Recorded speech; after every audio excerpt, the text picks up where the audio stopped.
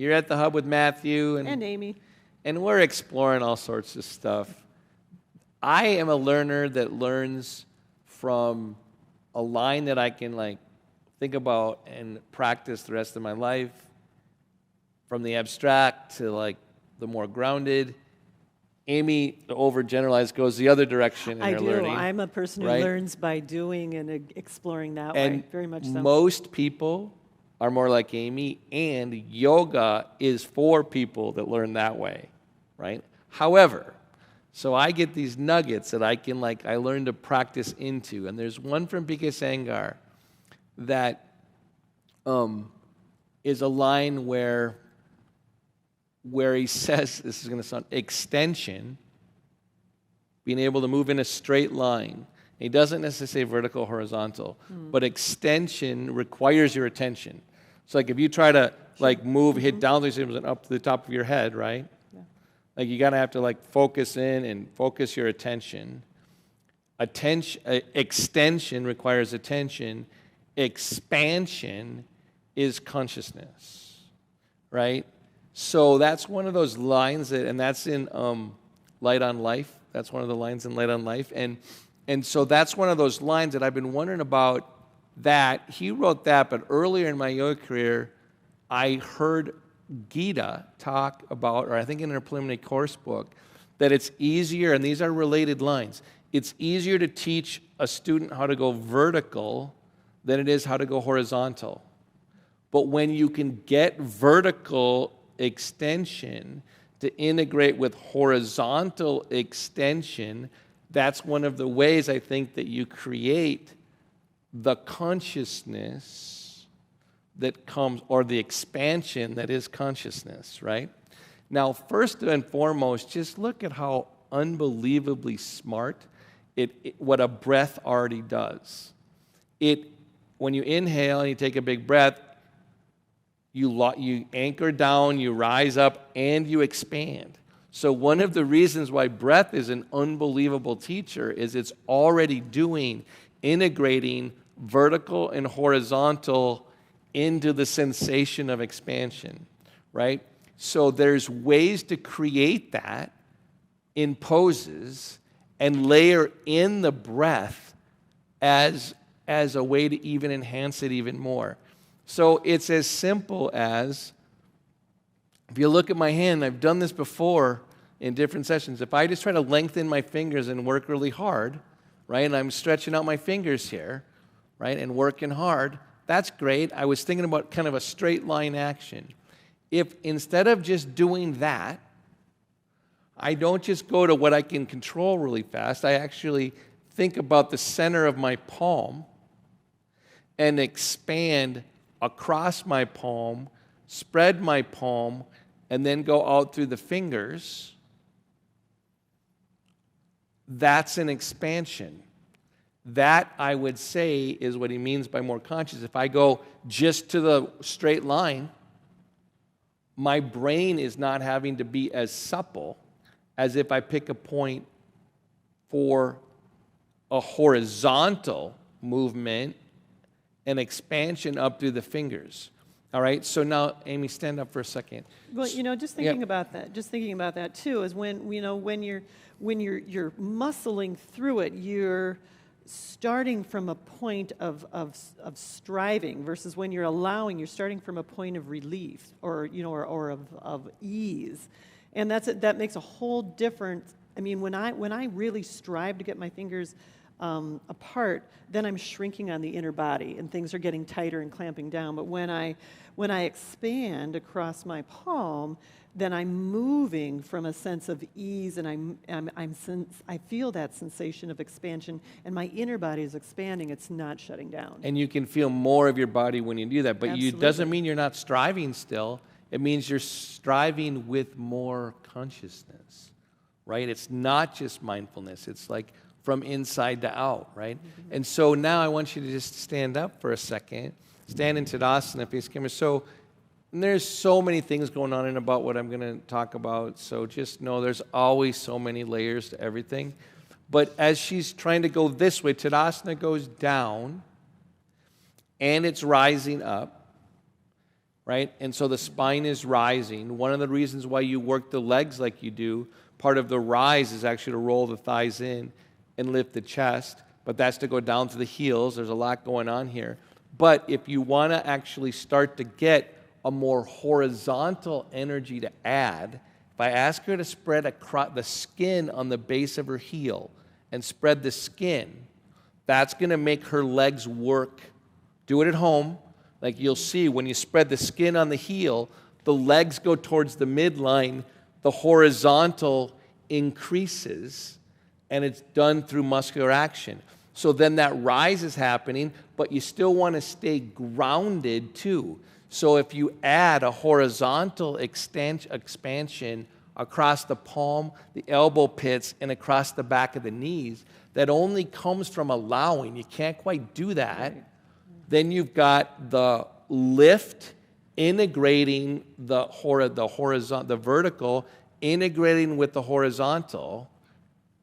That's what I think one of the ways what Biggest Angar means by expansion. Now the breath then is more ready to fill the whole vessel. But like, let's take this principle to arms and legs wide. So now Amy's like got her arms and legs wide. Now, if she doesn't keep the strength and attention of her legs or feet pointing forward and her thighs working, turn your feet out for a second. Now, if you do this at home, your pose just got heavier and the top of your shoulders have to work better. Mm-hmm. Now here she turns in. The strength and this line, although it's angled, is going this way up and then out, right? And so the attention is created by the strength and action of the leg and the inner thigh slightly rotating out as her feet are pointed in, which helps the horizontal expansion. Take your arms down, give yourself on the break. So you want to use different planes to support. So as she in it now, if she adds a breath, she's going to have energy going in every direction. If she breathes and turns her feet out, screws up her alignment, and takes her arms up, her arms are going to be heavier and her breath is not going to be as effective, right? If she comes back into greater alignment, inhale, lengthens up the side body as she inhales out through her arms, she's going to get both. One time I heard Mary Dunn say to me, the root of your legs and your arm and your shoulders and your arms are right here, which means you're going to have an expansion in every direction, including here, including there, including here, right? And so then you add your breath, and it goes from your spine out to your limbs more. This is where horizontal is meeting vertical, and that is where expansion starts to happen. Then take your arms and legs down, stand back together, so then have a seat back down. What gets hard is how do you teach something so seemingly abstract to students, right? How do you get people, and then wait, I got people that have cognitive deficit and can't quite figure out all this subtle talk. And do you have an answer to that? Because you do it all the time. Boy, good question. I think that, I think I have to learn, as we were talking earlier, that I learn more by doing. And I think repetition is powerful. I think contrast is powerful. I teach a lot with contrast of letting the outer ankles fall out. You know, you'll say, lift your outer ankle, and people are like, what are you talking about? Well, then relax your outer ankle, and everybody drops. I'm like, what the heck? Where'd that come from? I never knew that was even part of my body. And that drop down made the horizontal extension also drop. It makes everything it shrink drops. back together. And so I think part of it is just a lot of contrast and a lot of repetition, maybe not always as many words. For sure, and I think that that's actually really important. And also, I would say on a very pragmatic level, help it be in simple actions. That's why I started with the palm, right? So you put their hands down, right, and then you get them to spread, and then they start to notice what happens in their shoulder. Another strategy when you're teaching this is to simplify. Well, I think in a way, like you said, starting with the palm, because the palm exercise seems to be pretty accessible to most of our students, even students who don't have Or a lot like of function this. with their Yeah. palm, they can still feel that sensation. And so once they felt that sensation, then you start bringing that sensation into more complex poses or into different poses or bigger body poses, but recreating that sensation, helping them find that sensation and helping them recognize that it doesn't just happen here, that it can happen even when you're in the midst of a very active physical pose. You still have that ability to find ease within that pose. And that's part of it, is like if you can trust that there is a hub of the wheel in yoga poses, right? That you can teach more at the center of it and help people participate who can't go on the outside of it. And that's part of what you're trying to do. So there's simplifying. There's also like, and again, we've already been doing hitting down with your sitting bone, stretch down to the top of the head, but then take your outsides of your shoulders wider in the room, right? And then when you go wider, hit down with your sitting bones and go up again. So you start going back and forth between different instructions, right? And then maybe you add an arm, right? And I might even add just one arm if someone doesn't have balance. So I get the student to go this way, down, up, and then take one arm up or off to the side, make it more horizontal. Inhale, because then you follow the expansion that's happening, and then exhale back down. And now I'm starting to sequence, put it back to here, right? And then I'm just going from side to side, where I'm getting the brain to move symmetrically, right? Having horizontal come back and forth, not just vertical. Maybe you take both arms, but again, in terms of sequencing a class, you like then break it apart and then go, okay, now come both arms up at once. And then you ask, which shoulder went up better? Which one's struggling? Which foot are you less aware of, right? Does it match the shoulder that doesn't come up as well? You start asking, and more discrimination back and forth. So this idea of being able to teach in multiple directions, what Amy said is key.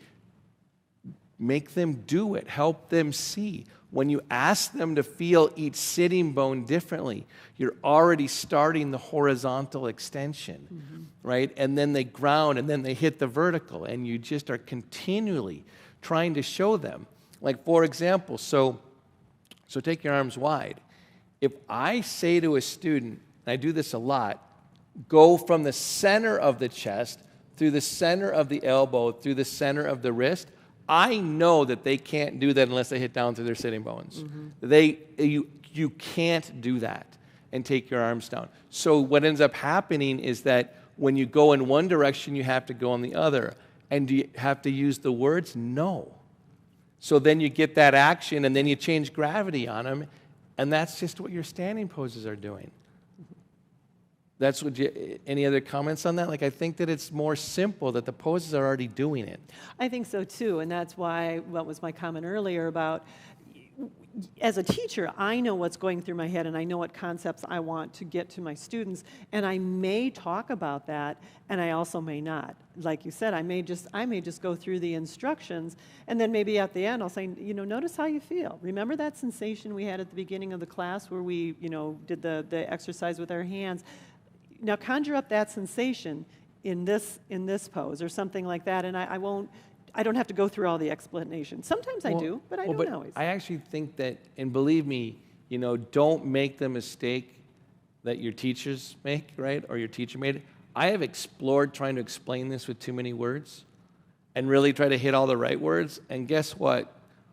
Every single time, it's better just to do, right? Every single time. Especially when their arms are out here. Yeah, especially when you're working with students. But if you as a teacher can start to grasp the principles of the happening, then you can translate those to everybody.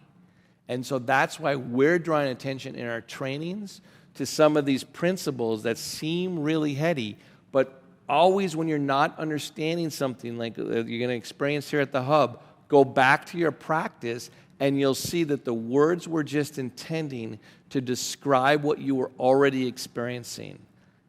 Don't get hung up on the words. Always follow the experience. That's the real teacher of yoga. All right, until next time, in the Hub.